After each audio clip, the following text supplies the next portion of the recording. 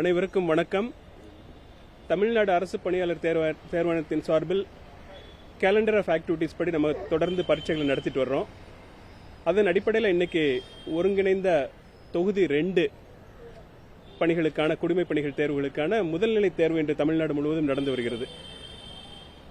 இந்த தேர்வு தமிழ்நாட்டில் உள்ள அனைத்து மாவட்டங்களிலும் நடந்து கொண்டிருக்கிறது. அந்த மாவட்டங்களில் உள்ள 2763 எக்ஸாம்ஸ் சென்டர்ஸில் நடந்துட்டு இருக்கு. இந்த தேர்வுக்கு 7,93,966 பேர் பங்கு பெற்றுட்டு இருக்காங்க. இதுல சென்னையில் மட்டும் 251 மையங்களும் அதுல 75,185 பேர் தேர்வு எழுதுறதுக்கும் ஏற்பாடு செய்யப்பட்டு இந்த தேர்வு நடந்து கொண்டிருக்கிறது. இப்போ இந்த தேர்வை பொறுத்த வரைக்கும் நம்ம எல்லா கான்ஃபிடென்ஷியல் மெட்டீரியலும் நம்ம அட்வான்ஸாகவே மூவ் பண்ணிட்டோம். எதுல எந்த பிரச்சனையும் இல்லை. அதே மாதிரி இந்த முறை நம்ம தேர்வு நடவடிக்கை எல்லாத்தையுமே முழுமையாக வீடியோ எடுக்க சொல்லியிருக்கோம். அந்த முக்கிய கட்டங்கள் எல்லாத்துலேயுமே இங்கே வீடியோகிராஃபர் இருக்காங்க. நம்ம தமிழ்நாடு தேர்வாணையத்தில் நியமிக்கப்பட்ட வீடியோகிராஃபர் அவர் ஒவ்வொரு கட்டத்தையும் அங்கேயே இருந்து அதை கேப்சர் பண்றாரு. அதனால இதுவரைக்கும் எந்த விதமான பிரச்சனையும் நமக்கு இருக்கிற மாதிரி தெரியல.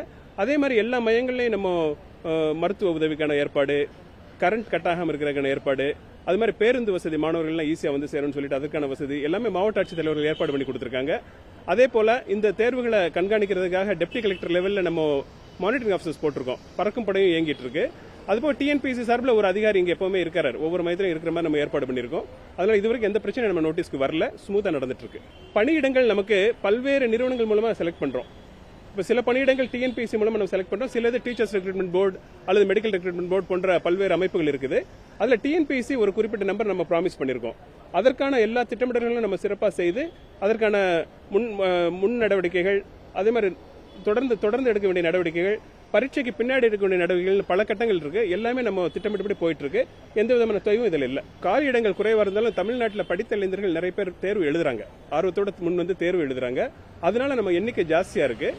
இந்த இதில் திருத்துறதுங்கிறது ரொம்ப கான்ஃபிடென்ஷியல் பணி. அது நம்ம ரொம்ப கவனமா செய்யணும்.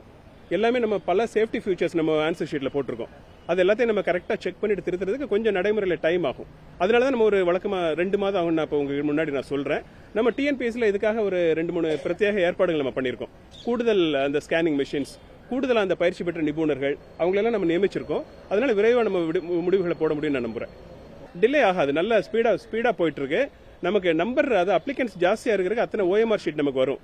அந்த ஓஎம்ஆர் ஷீட்டை டெய்லி நம்ம ஒரு குறிப்பிட்ட ரேட்ல தான் நம்ம ப்ராசஸ் பண்ண முடியும். அதனால கொஞ்சம் டைம் ஆயிட்டு இருக்கு. பட் இப்போ நம்ம அதுக்காக கூடுதல் ஏற்பாடுகள் பண்ணியிருக்கோம்.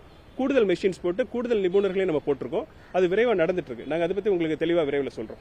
அதாவது ஈக்குவலன்ஸ் அப்படின்னு சொல்லிட்டு ஒரு சான்றிதழ் வாங்கணும். சில மாணவர்கள் இப்போ காமர்ஸ்னா அது நம்ம எல்லாருக்கும் தெரியும். பிகாம்னு ஒரு கோர்ஸ் இருக்குன்னு தெரியும். பிகாம் ஃபினான்ஷியல் மேனேஜ்மெண்ட் அல்லது பிகாம் அண்ட் ஆர்டிஃபிஷியல் இன்டெலிஜென்ஸ் கலந்து ஒரு புது சப்ஜெக்ட் படிக்கிறாங்கன்னா அது நம்ம சர்வீஸ் ரூல்ஸ்ல அந்த மாதிரி ஒரு குவாலிஃபிகேஷன் இருக்காது. எனவே அதுக்காக அந்த இணை சான்றிதழ் சொல்லிட்டு வாங்கணும். அதுக்கு ஒரு குழு இருக்குது. உயர் கல்வித்துறையில் அந்த குழு இருக்குது. அந்த குழு சம்பந்தப்பட்ட அதிகாரிகள்கிட்ட நான் பேசியிருக்கேன். நம்ம அது கூட அவங்க கூட கலந்து ஆலோசித்து அந்த விரைவா அந்த ஈக்குவலன்ஸ் சர்டிஃபிகேட் நம்ம வழங்கிட்டோம்னா அந்த மாணவர்களும் இதுக்கு எலிஜிபிள் ஆயிடுவாங்க. ஸோ அதுக்கான நடவடிக்கை நாங்கள் தொடர்ந்து க்ளோஸாக எடுத்துட்டு இருக்கோம். செய்திகளை உடனுக்குடனும் துல்லியமாகவும் தெரிந்து கொள்ள சப்ஸ்கிரைப் பண்ணுங்க.